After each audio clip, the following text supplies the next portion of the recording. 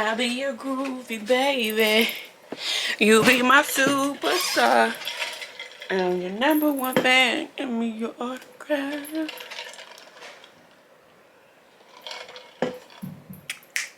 Yeah. Hey guys, welcome to Mara's Junk Drawer. I am Mara, and today we are in week 2 of Black Menvember. Let me gather myself. Oh shoot. Okay, I have this squeaky chair. What's that song by Juvenile? Okay, let's not go there. But yeah, we are in week 2 of Black Menvember. If you're new to my channel, Black Menvember is pretty much inspired by No Shave November, which promotes, it's a campaign for men's health. So I decided to put my own little spin on it and do a Black Menvember specifically because I feel like our black men don't get enough love in the black reading community. So yeah, so that's what we're doing. And then also for the month of November, I'm going to do like weekly reading updates every Sunday. I'm going to try to of the books that I read during that week. So here we are in week 2 of Black Menvember. So far, Black Menvember has been such a banger for me. Like, I've been reading bangers. Like, this shirt is choking me. I hate wearing shirts like this. And this chair is just so obnoxious, but I don't feel like getting another chair. Like, I don't understand why it's so squeaky. But anyways, so yeah, I feel like I've been reading bangers this month so far. So the first book that we're going to start with is, drum roll please, All the Sinners Bleed by S.A. Cosby. Like, the way I just want to shut Black Menvember down, excuse me, and make it a S.A. Cosby Vember, because why does he eat so bad? Like, his books eat real bad. He eats real bad. Is it safe to say in the black community that he is the king of thrillers? Like, what? Like, does this man have a movie deal? Does he have a limited series deal? If not, what are we doing? Like, put some respect on this man's name. Like, so far, the only other book that I read from him was Razor Blade Tears. And both of those were bangers. Like, this was a banger. Razor Blade Tears was a banger. I have not finished his catalog, which is why I immediately had it. Like, I was trying to stop myself from going into another book of his, because I do have Blacktop Wasteland on my bookshelf, and I'm like, okay, I need more S.A. Cosby. But I'm trying not to do that. So, but it's really hard not to, because he's just such a phenomenal, like, writer, thriller writer. Like, baby, I need to see this in motion picture. I need to see it in action. I need to see this. I need the story to come to life, baby. I don't know why I can't talk. I'm just getting too excited, and this shirt is choking me. Like, I hate shirts like this, but this is a workout shirt. I'm currently drinking a, what is this? A Breezeberry Alani. I love drinking my Alanis in my little mini Stanley. A must. I'm about to go jog 3 miles after this. So that's why I have this uncomfortable shirt on, because it's a workout shirt. But anyways, okay, let's get into the story, because I've already been talking too much. So we have All the Sinners Bleed by S.A. Cosby, which follows Titus, who's the first black sheriff in Sharon County. I know in one of my bookish vlogs, I was trying to figure out if it was Sharon County or Sharon County. Okay, so yeah. So in one of my bookish vlogs, I was trying to figure out if it was Sharon County or Sharon County, because you never know. But on the audiobook, he pronounced it Sharon County, which is a small county in Virginia. And in my bookish vlog, I was reading like a little insert, like in the beginning, in the prologue, because he gives you like a backstory of Cherry County. Very much racist. I mean, it's Virginia, but like the way he explained it just made it seem like it was real. Like I literally ran to Google Cherry County because he just made it sound so real. Because it does say, okay, those who escaped the flames were brought down by muskets with no regard to age, gender, or infirmity. That was the first of many tragedies in the history of Charon. The cannibalism in the winter of 1853, the malaria outbreak of 1901, the United Daughters of the Confederacy picnic poisoning of 1935, the Danforth family murder-suicide of 1957, the tent revival baptismal drownings of 1968, and on and on. So he made that sound so real. Like, am I reading a historical fiction? The way I didn't Google these events that he listed, but I did Google Charon County, and of course it's a fictional place in Virginia. So yeah, we follow Titus, who is the first black sheriff of this county. I think he used to be an FBI agent, but he got elected to be the sheriff of this small county, racist county. And not much goes on in this county. Titus, his little like family dynamic, he lives with his father Albert, who has health conditions. His mother passed away 23 years ago, and he does have a brother named Marquise, who he's kind of like estranged from. Him and his father are estranged from Marquise because I think the strain of what happened to the mother just took a toll on them as a family. So Marquise has not been in their family dynamic for some years, and Titus does have a girlfriend named Darlene, who he's just struggling. Like, Titus is just very much a closed off type person, and I feel like he low-key had a little bit of PTSD, or he just had a very much toxic relationship with his ex, who decides that she wants to pop back up at times, which I can't stand me an ex that just want to be relevant. Like, you're an ex for a reason, go on somewhere.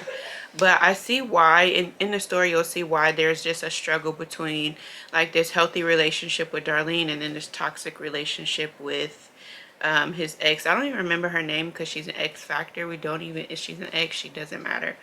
So anyways, nothing really goes on in this county, but they have their first major incident, crime of a former student going into a school and unaliving a teacher. He specifically targeted the teacher. He did not touch anybody else in the school, but one of Titus's co-worker or cops unalived the student. But before they unalived the student said, check the teacher's phone, the teacher that he unalived. So once, you know, they got the body and all the evidence and Titus was able to check the teacher's phone, they find some disturbing things on the teacher's phone, which I'm sure most of you probably have a probably are knowing what's on that phone. I can't even find the word. Like, bro, my brain, it's just so much going on, and I'm trying to like be present here, but then I'm also present somewhere else. Like, okay, so y'all already probably have a feel of what is probably on the teacher's phone. A teacher in school being unalived by a student. Okay, you catch my drift. So Titus finds out what's on this teacher's phone, and he's diving deeper into like why. I don't know if my phone is going to allow me to record this, but anyways, so after Titus, because my camera just cut off on me. So after Titus is diving deeper into what was found on the teacher's phone, he then finds out something else that's related to what was on the teacher's phone, and he discovers a serial killer pretty much is like is giving very much religious cult. So now he's like, bet we got to figure out this crime, who's involved, why.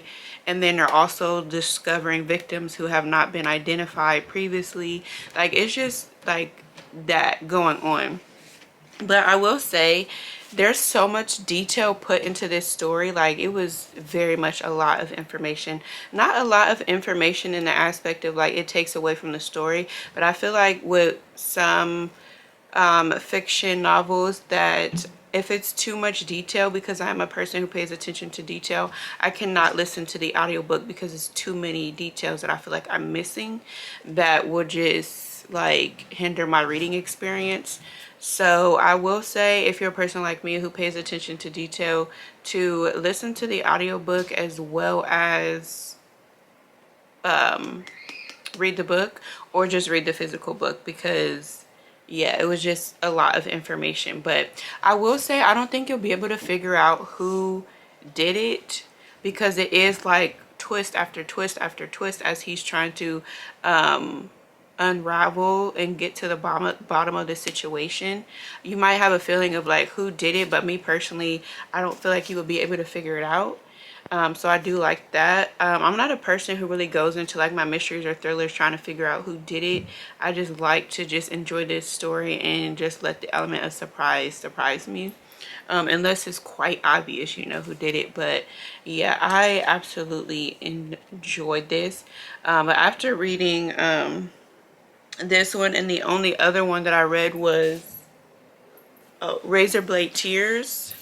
I would say Razor Blade Tears was my favorite out of these two so far. I need to read his other two books and see like overall which one is my favorite and the order in which I would rate them. I don't rate my books, but you know, the order in which I like favorite to least. But I would say Razor Blade Tears was my favorite because it just had that element excuse me, it had that element of whoop that trick, whoop that trick. Like they was on a mission to whoop some AWS. Like this is what I would want to see as a movie or a limited series, because they was Buddy Lee and Ike was standing on big business.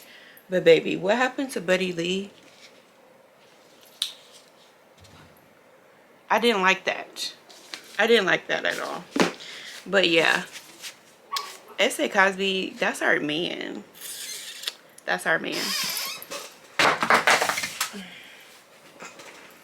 Yeah, I'm so tired, okay? I am so tired. This week has been exhausting, from the election to work to life to everything. Like, exhausted. Exhausted for sure. Anyways, so we have another book that we completed for week 2 of Black Menvember. I am in my squeaky chair. I don't know why all of a sudden this chair just started squeaking, but whatever. Maybe I need to spray it with some WD-40. Okay, so the next book we have is The Madness by Jarale Phillips, which I will put that on the screen for you guys so that, you know, you can see the cover in full. Yeah, I don't know why I have this scratch on my face. Like, how the heck do you get a scratch on your face? Like, a full-blown scratch. I don't know. Maybe my kids scratched me when I was sleeping or something. I don't know. But anyways, so yes, we have The Madness by Jarale Phillips. The way I wanted to break my Instagram fast and go message Shelby from Shelby in the Book Club. I think that's her YouTube, Shelby in the Book Club. Break my fast and go cuss her out, because the beginning of the book, it was giving very much, Shelby, what did you just recommend me? Like, I do not do, yeah, Shelby in the Book Club, I don't do horror in the aspect of like super creepy, okay? Like, once when I was reading chapter, it was when I got to chapter I think it's called Kevin and Joe. Let me just double check. Yeah, when I got to chapter Kevin and Joe, I was just like, should I be reading this? Because what is really going on? I was like, it might be time to DNF, because girl, what the heck did you recommend me? Giving very much a side eye. Excuse me. But I'm so glad I did continue to read it, because I did. Let me take these ear pods out, because I feel like I'm talking so loud. Like, ugh. I usually do not. Okay, I'm getting off track. So I am so glad that I did continue to read it, because I did enjoy it. Like, once you get past that, the creepiness of like, because it is giving very much dark. Like, I mean, dark. Like, a lot of people might not even be able to read this because of how dark some of the chapters are. Like, not the book in its entirety, but if you're a person who likes horror, that like very creepy. It's giving Octavia Grant. Like if you are able to read Octavia Grant's books like back to back, then I feel like you'll be able to stomach this. But this was more sinister. A lot. Well, I only read one Octavia Grant book, and I'm still recovering from that book, Work Husband. The end of it, oh, made my stomach hurt. Child, that made my stomach hurt real bad. But this one is more so sinister, okay? But anyways, like I said, I'm so glad that I continue to read this. He does give you like several warnings in the book of like, don't read this book, put it down. So even at the beginning, it says this book has no editor. This video may be a little choppy because I'm a mother and somebody always needs me every 2 seconds. So what I was saying was this book, he gives you a lot of warnings. There are a lot of typos in the book. And I don't know if that's like intentional, but I feel like the typos go with the vibe of the book. Like it definitely goes for sure. So like I just showed you the beginning, it says this book has no editor. And then so then the book also has a narrator, and the narrator is in the beginning of the book. The narrator comes back in the middle of the book to check on you, and then he's speaking to you at the end of the book. And I absolutely, even though the book was very much dark and like horrific, I absolutely love the narrator. Like I want to experience more from the narrator. I feel like the narrator he has such a strong personality to where you want to know more about him. You want to feel more from him. You want the narrator to come back a lot. Well, at least for me, I wanted the narrator to come back a lot. Like I feel like the narrator is separate from the book, if that makes sense, because the book is a bunch of short stories that are intertwined and it comes together at the end. But like I wanted to hear more from the narrator. Like that's how strong his personality is. And so the narrator is currently in a madhouse and he has a bunkmate, and the narrator cut off both of his hands. So his bunkmate is helping him narrate this story. And he does forewarn you. So I want to share this part. It says, it is my personal advisement that if you find yourself to be heavily impressionable, sensitive, or squeamish in nature, that you close this book at once and do your best to forget of its existence. And so I started reading this in the I was waiting for my Sam's Club pickup order, and it was like dark outside. And my commentary on that was, I'll come back to you in the morning. It's dark, I'm in the car, and I'm getting jumpy, baby. It was giving very much PTSD because I was getting creeped out, okay?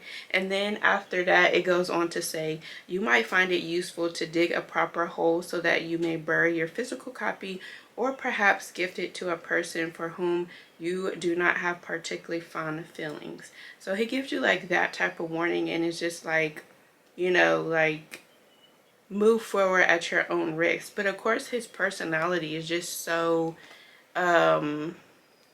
it just draws you in, and it just makes you very much curious.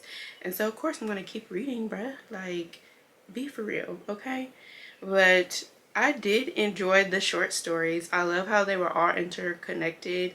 But I felt like I was in South Central. There was a couple stories that took place in well, like what story was it? I really like this story, the coolest NIGJ the coolest NIGGA on Earth, ERF. That one really made me feel like I was in South Central. I really loved that story. Like, I felt like I was there with the characters. I felt like I was on the phone with my homeboy and he was just telling me about a story, you know, something that happened. I also liked, where's that other story? Was it this one? Chauncey was in love. I like that story too because the depth in that, like the underlying tone in that, there's like so much conversation that can be had around that. So yeah, that was a very interesting story. What else? Oh my gosh, I lost it. Oh, and Jarale, I need you to hop in my DMs, or I need you to pull up on me in my email, wherever you wish, because I need another poem. Why would you only put one poem in this book? Although the whole entire book is giving poetic in its own way, because this book is under 200 pages, so you guys can literally just eat this up. But as a person who writes poetry for fun, as well as I love reading poetry, why would you give me only one poem? And this poem was crazy. I'm going to share it with you guys. So the poem is called The Definition of Insanity. Okay, I'm going to read it to y'all because it's so good. Today I sought to know the truth, but truth said not today. I asked truth why, and it replied, because you are insane. And parts of me that are to be revealed for joy and progress will only loom for men like you. In thoughts that feel like nonsense, I told truth no. This can't be so. I beg you reconsider.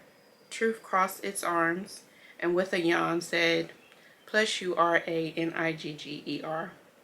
In your life, you push and fight and somehow come to grow and hold me near for years and years. You still would never know. Too many lives are built on lies, just special made for you. So as you grow and build your own, you will always be confused. Well, in this case, I'll never build and never yield, I threatened. Truth hung its head and sadly said, that therein lies your lesson. What? Do I need to run that back for the people in the back? No, go read it yourself.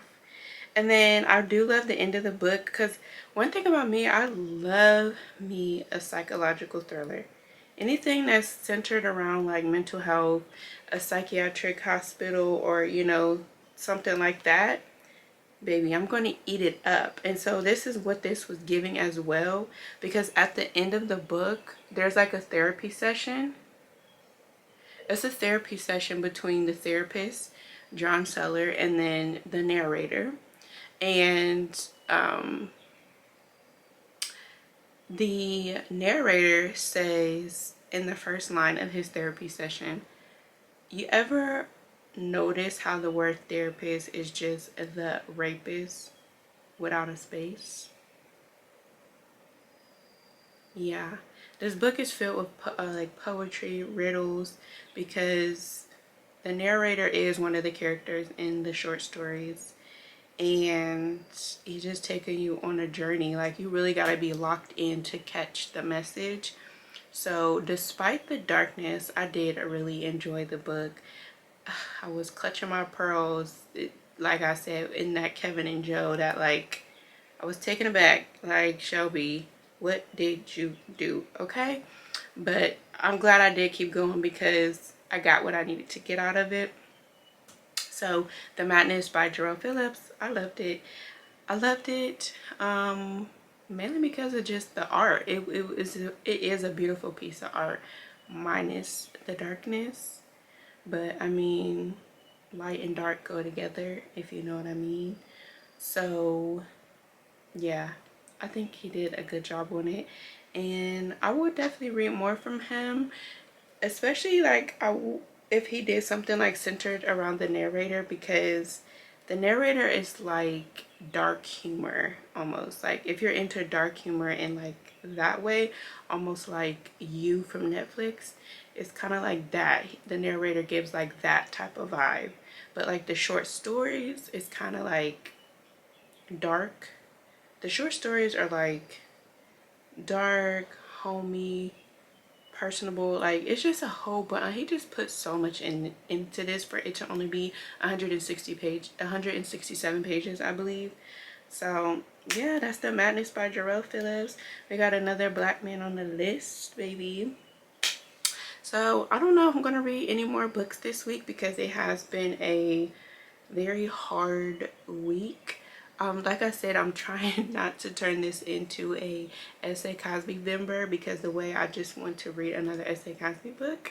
So we shall see what book I read next, if I even read another book this week. So you probably will see me in a different outfit because I just don't know if I want to read another book for you guys in enough time to where this video would need to be posted on Sunday. But yeah, so you may see me in another clip. If not, then I'll just have to wrap this video up probably with another. Okay, it doesn't even matter.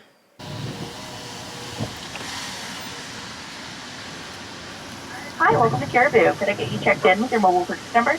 Yeah, I have a mobile order for Mara. Perfect. If you want to pull forward, we can get that right after you. Thank you.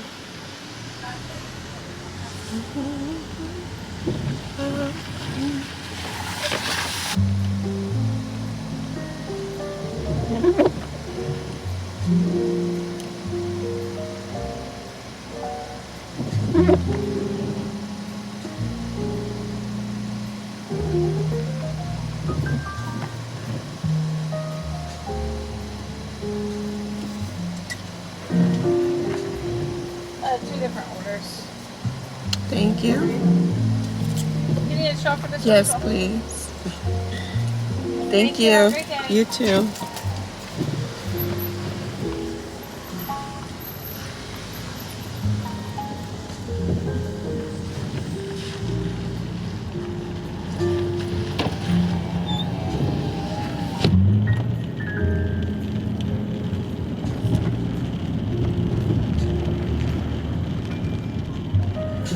Is there a bird?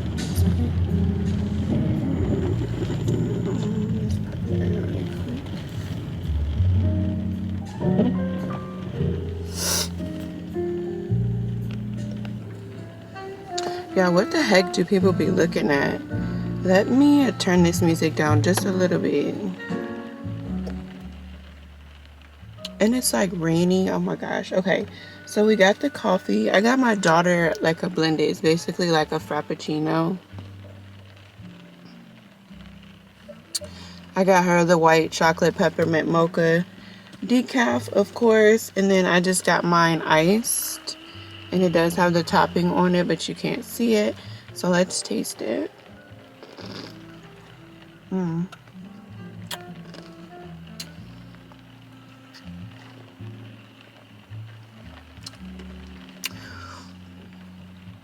I feel like Caribou has the best white chocolate peppermint mocha because their syrup does not taste artificial, even though it may be, but their syrup does not taste like, what the heck is this?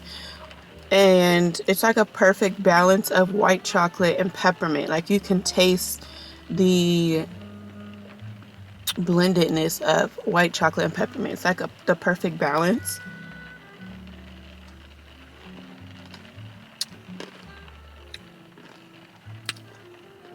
And then their candy cane topping is so good.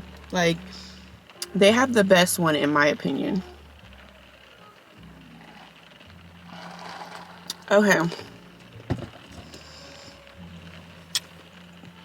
let's take my glasses off because should I take my glasses off? I have a okay, anyways. Okay, let's talk about Blacktop Wasteland. Maybe I can keep them on. I just don't want the glare. I guess it's okay. Okay, so as you guys can see, you know what type of time we on. We on S.A. Cosby time, okay? Yeah, S.A. Cosby is about to turn into S.A. Cosby Vember. Like he's shutting Black Menvember down and it's turning into a S.A. Cosby Vember. Like I just couldn't help myself. Like the book was just staring at me on my bookshelf, and after reading All the Sinners Bleed, I'm like, okay, I need more S.A. Cosby. And baby, I think thus far this is my favorite S.A. Cosby book out of so far. I've read Razor Blade Tears, All the Sinners Bleed, and Blacktop Wasteland. And out of those three, this is my favorite one. This is my favorite one only because this is giving Money Heist, it's giving Fast and Furious. And one thing about me and Fast and Furious, go together real bad. Like, I love that whole Fast and Furious, all the movies. Like, I'm obsessed with it. Like, each one comes out, I have to watch it. And so it's giving that. And I think that's why I love it so much, because it's Money Heist and Fast and Furious mixed together. Like, what more could a girl ask for? Okay. So we are, of course, this takes place in Virginia, because I believe S.A. Cosby is from Virginia, because so far all the books are taking place in Virginia. And so the book takes place in Virginia, and my eyes are itchy. So we are following Beauregard. Maybe I ain't never heard no name of Beauregard ever in my life.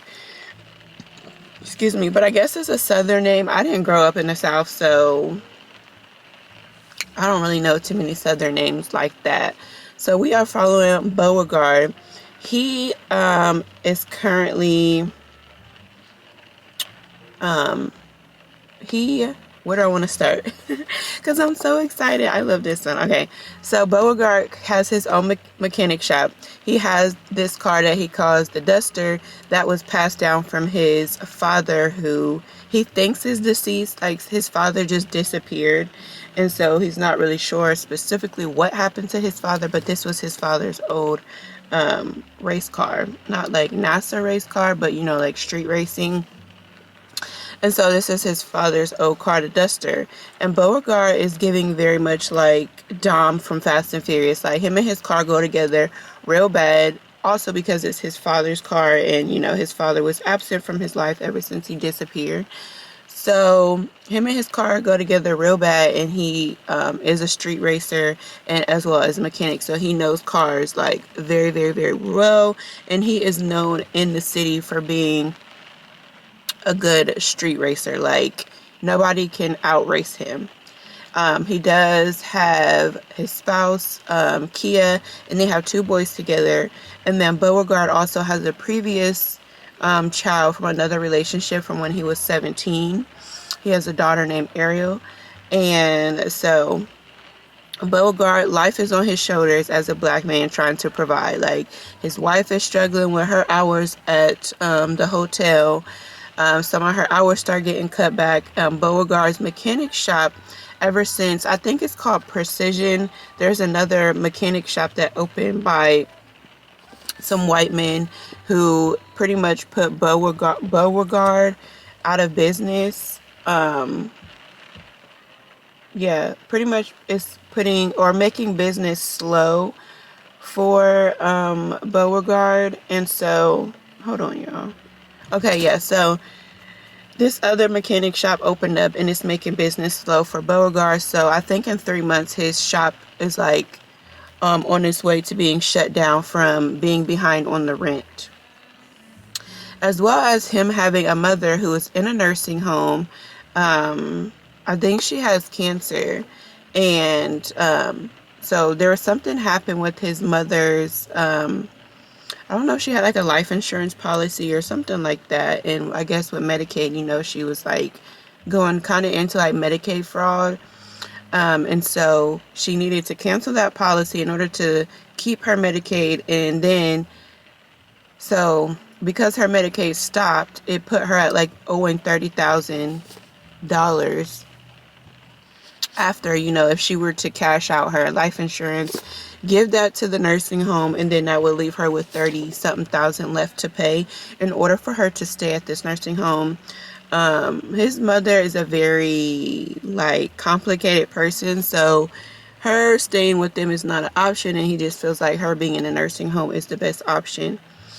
And so, as you can see, he has so much money like piled up that he needs to pay. Like, the weight of life is on his shoulders, and being in this position as a black man, like, okay, how are we gonna get this money? So Beauregard has a history of course, street racing, getting money for street racing, and as well as robberies, and he just does these little side jobs. He's a very bad boy. He's not bad, but he's just guilty from sins of a father, pretty much. Like, it just runs in his family's blood of bad boys. and so he's not unfamiliar with, you know, getting money by any means necessary. So yeah, he does these bad jobs, these bad side jobs. So he did a bad side job with someone previously, these white boys previously, and they come knocking on his door, like perfect timing almost. So they come knocking on his door. He did a gig with them previously, but he said he would never do another gig with him because this man is just very sloppy with his work.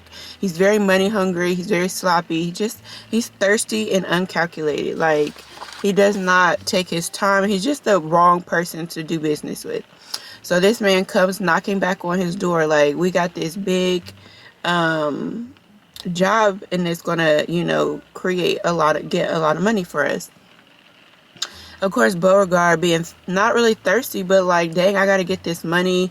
Like, my wife needs a new house for me and my children. My daughter, his daughter, you know, is thinking about dropping out of college. So he wants to give her money for school. And he just feels like there's a lot that he feels like he owes his daughter, which you guys will see. And so his mechanic shop, like, and then his mother. So it's like, okay, well, I need this money. Of course, his wife does not want him to do it because they're very dangerous jobs. Like, okay, anyway, so the guy comes to him like, let's go rob this jewelry store and get these diamonds that's worth millions of dollars. And we can split the amount of money we get in, you know, whichever many ways, you know, all parties involved. So he agrees to do it, which made me mad because this guy is literally so, Ronnie, I think his name is Ronnie.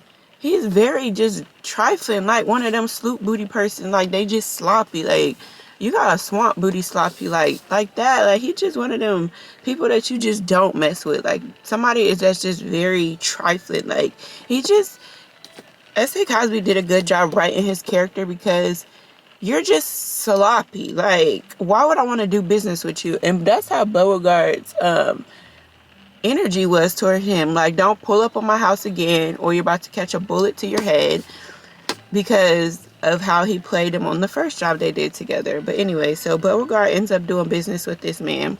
They end up robbing this jewelry store, and that's when things go left. And then that's when you guys have to go read the book and experience the greatness of this book yourself. I absolutely loved it. Absolutely loved it. One thing, okay, so I physically read this as well as listened to the audiobook. And I would recommend listening to the audiobook because the narrator did a good job at bringing the characters to life. But in the audiobook, there's also an interview with S.A. Cosby at the end that is not in this book. Yeah, the interview is not in here. So listen to the audiobook, or get the audiobook and listen to the interview, because he goes, like, answer questions regarding the book. And I figured out why I love his writing so much, because he says that he creates like backstories for his characters so that when he's writing them, it brings the story to life for him more. Like, he said Beauregard is left-handed. Chocolate ice cream is his favorite ice cream. You know, like stuff like that, which he like creates a whole new world, he creates a life for his characters before writing them. Like, that's amazing. So that's why it just feels so real and so relatable. So not really relatable, but like you're with the characters. And one thing I also like about S.A. Cosby is his representation of black love. I love how, like, all the black men so far that I read in his book, well, at least for Blacktop, Wasteland, and All the Sinners Bleed, is the black men trying to be in a healthy relationship the best way they can. I absolutely love that, only because I'm a certified lover girl. But to see, like, a black man writing and making not really a priority, but somewhat black love, a healthy representation of love, a priority. Of course, these relationships are not perfect, because in real life no relationship is perfect, but it just shows how a black man is trying to have a healthy relationship and have a stable home. Like, I absolutely love that aspect of his stories. And I know some people don't like romance in their like thrillers and stuff. It's not giving romance to me, but I mean, baby, be for real, okay? Just be for real. We're too old to not be for real, okay? But anyways, yeah, I loved it. This one is my favorite one thus far, only because of the Fast and Furious aspect. I'm a Fast and Furious girl, so because Beauregard was very much giving Fast and Furious, yeah, this is my favorite one thus far. This is my favorite one. So don't be shocked if you see me reading My Darkest Prayer in week 3 of my update, because baby, I can't. S.A. Cosby is our guy, okay? He's our guy. Yes, I love week 2 reading because S.A. Cosby.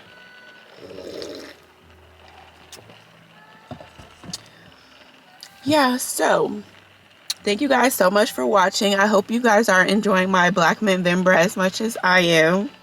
But if you haven't done so already, go ahead and subscribe and lock in with your girl, because it is nice and chill over here, okay? Go ahead and give this video a thumbs up for all the beautiful black men in this world. And leave me some love down in the comments. Let me know if you have any other black male author recommendations, or if you read any of these books. Let me know what you thought about them. Also, if you made it this far into the video, some of S.A. Cosby's books are on Kindle Unlimited, as well as Book Outlet is doing their $5.99 fiction book sale. So all of his books are on there, so that's a plus. I did cop me My Darkest Prayer, because that's the only one that I did not have on my bookshelf and that I need to read, so that we can prepare ourselves to read his next book dropping in 2025. All things will be shut down for that book. But once again, I thank you so much for watching, and I will see you in my week 3. In my week 3. In my week 3. Hey, in my week 3. In my week 3. Hey, hey, hey, hey.